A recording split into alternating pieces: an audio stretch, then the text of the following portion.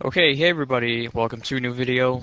This is going to be a little different from before. You've seen me do some recordings on games, but haven't stuck to them, so I've been watching a lot of videos on Xbox or on YouTube actually, and they've been showing off a lot of the uh, houses, people making houses in The Sims 3. So I wanted to show you guys my house, and just tell me what you think.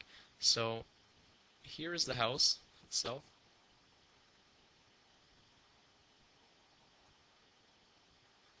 Try and get a panoramic view. So you got trees and nice car lot.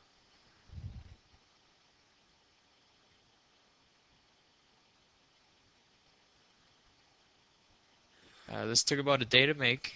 I actually penciled in some blueprints on it, just a spare piece of paper, just to like jot down like my initial thoughts before I forget them. Um, I wanted to go modern. I believe this is kind of a modern-esque home, a very simple model-esque home.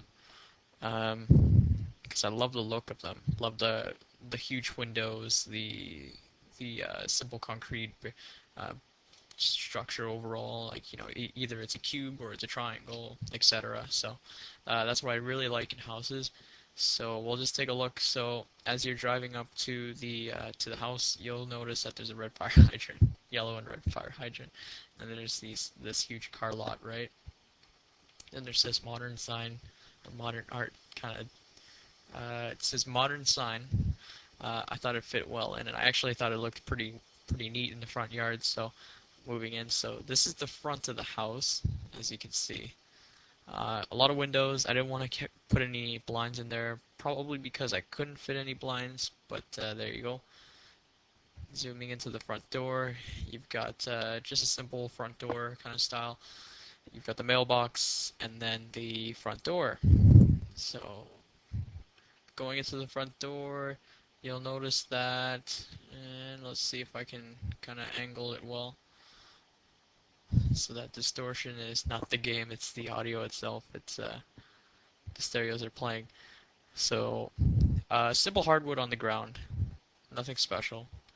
And I kept all the rooms white. Just wanted to keep it new, I guess.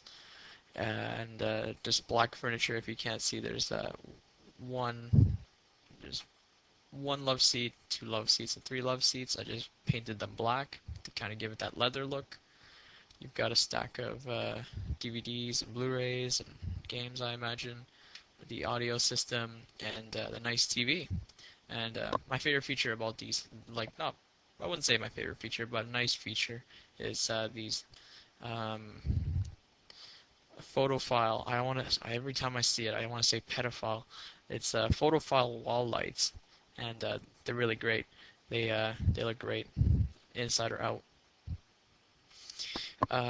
Going over to the right end of the first floor of the house, you notice that there is a foosball table and a ficus. That's about it. There's not really much to say. I could put windows here, but I haven't really thought about that yet, like the placement of the windows. But we'll see. The staircase was one of the hardest things to incorporate into the house. I wanted to figure out where I was going to put it because with the staircase it usually gets in the way, whether it be just standing out on the edge or you have to build a separate new floor for it. So with this stairpiece, I didn't want to make it an inconvenience. I wanted to make it a centerpiece, and so it's running directly the through the house itself, right through the middle. And I'll show you where it leads to in a second. We're just going to go over to the uh,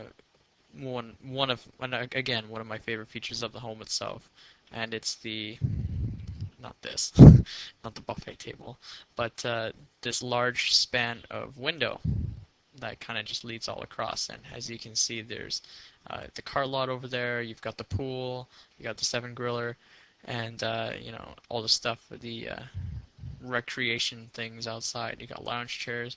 So moving on over to the kitchen, ignore the half-naked blonde girl. That's Carrie Underwood. Okay, so you've got just a standard kitchen. You've got kind of fancy This is on the Xbox 360, of course, so you've got fancy countertops with fancy cabinets, fancy fridge. You need this paper, super absorbent, super towels. You always need one of those. You have a sink in the middle, dishwasher way down there. You can't see it. You got one of those Tassimo machines, the T-discs, and a fancy stove with the overhead pots and pans, blah blah blah, and of course the microwave and a trash can. So pretty standard stuff. Keeps your Sims happy. Makes it improves your Sims happiness level because they really like being able to use everything, and they actually do use all that stuff. They use the counter space up. They use the dishwasher, and it's pretty good. So going into the first bedroom, this is one, I believe this is the largest bedroom of them all. This was designed actually for my character, like my sim, and it actually got taken by the other person, the other girl sim, so that was randomly generated. So pretty much it was going to be what I would want my room to look like in the future, just really open, lots of windows, yada yada yada. So you've got the audio system and the large TV, of course, the bookshelves with all the books. And in my case, that would be filled with movies and games and things like that. The computer and standard stuff, and some other standard stuff. Moving on to the second floor, this is where it got a little tricky. I wanted to keep the large windows in the front, keep that look going, but I also wanted to have rooms in the inside. So I thought about an idea. I said, why don't I just have a hallway going all around the house, second floor, and then have the rooms in the middle. And that was a pretty good idea until I designed it and I realized that there's no natural light coming into these rooms. So I decided to draw or put windows on one wall and have blinds. So when they don't want, so as you can see, so this one's open, light's coming in. This one's closed and light is not. So, pretty standard stuff again. There's just all your stuff in there. Yada yada yada. Nice hallways. And this is probably my favorite feature. This has to be my favorite feature of the house itself, is these two corridors you see here. And here, I'm just trying to. So these two corridors, it didn't really take that much thinking. I was just proposed the idea that what if I draw walls underneath it, put a second floor, and then just destroy the walls on the first floor. And the game doesn't recognize it as a design flaw or anything. It just lets you do it. So I was able to draw this, draw two of them. I tried previously to build one right through the middle, but no luck. I'll try it. I was only using 2 tiles though, so maybe if I use 4 or 6 it might work. Who knows? But yeah, this is definitely my favorite feature of the house itself. The corridors lead to the recreation area. Going down to the first floor again, you'll notice that you've got this pool. I did have it symmetrical at first, but then I realized that there's not enough room for like the barbecue, the tables and stuff, the radio, and all the lounge chairs. So I just took away a chunk and added that in, and it looks pretty good now. Going over to we'll go upstairs first.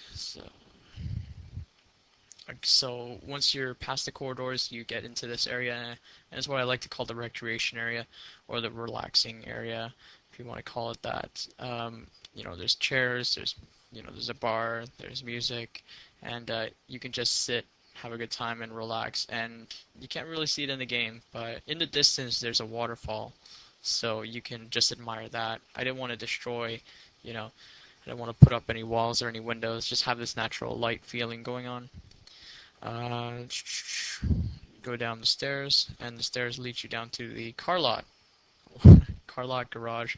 In this case, since it's a tropical kind of looking house, this would only be based in a house. This house would only be based in areas where it does not snow for sure, because this is an unprotected garage. So your cars would be very susceptible to snow and just the cold itself. So this would be, I don't know what the term is. It's probably just car lot. And it's really just hiding underneath the house, essentially. And you know, you just have all your cars diagonal. How you would get them in, or how would you get this one out, I have no idea. You'd have to be a jackass and just like really scoot by there real quick, but it's just a design flaw for me, really. Um, what I propose is that I can make a second lot, but then of course there's no room. So what can you do? This is The Sims. Um, you've got the fence all along the property. I wanted to keep it simple again. Thank God they had this concrete wall style fence. I absolutely love that. And you have the lights and this huge kind of asphalt that leads towards the house, leads towards the car lot. And of course, since that waterfall is a public area, I've realized that not a lot of people want to be looking at the house or vice versa. So I put a lot of pine trees in the way, and just so it blocks out the community. And I didn't want to put any in the front because then that would, of course, take away from the scenery. So if you guys want to see this at night, it looks pretty good at night. This house, the lights light up and everything, and looks pretty sharp. Is this going to be a permanent house? No. I'm in the midst of designing one right now, just like sketching it on a piece of paper just to see what it would look like. I'd have to move these guys out, of course, and see what it's like. But as for now, this is a pretty good starter home, pretty good starter modern home. It's pretty simple, very simple if you really think about it. It's kind of almost by the book, and there's not much to say about it other than it looks great, and it cost me about just under 500,000 to make. And as you can see, it says lot value furnished. It's going at 202. Unfurnished, it's at 81. So a house this large does not sell for that much. So, and this is on a medium lot. So if there's any questions or comments, just leave them down below. And if you guys want to see any more of my houses, I'm of course going to be designing more. Just send out a reply or a comment, doesn't matter. And if there's anything else you want to talk about, just send out a message, and I'll see you guys later.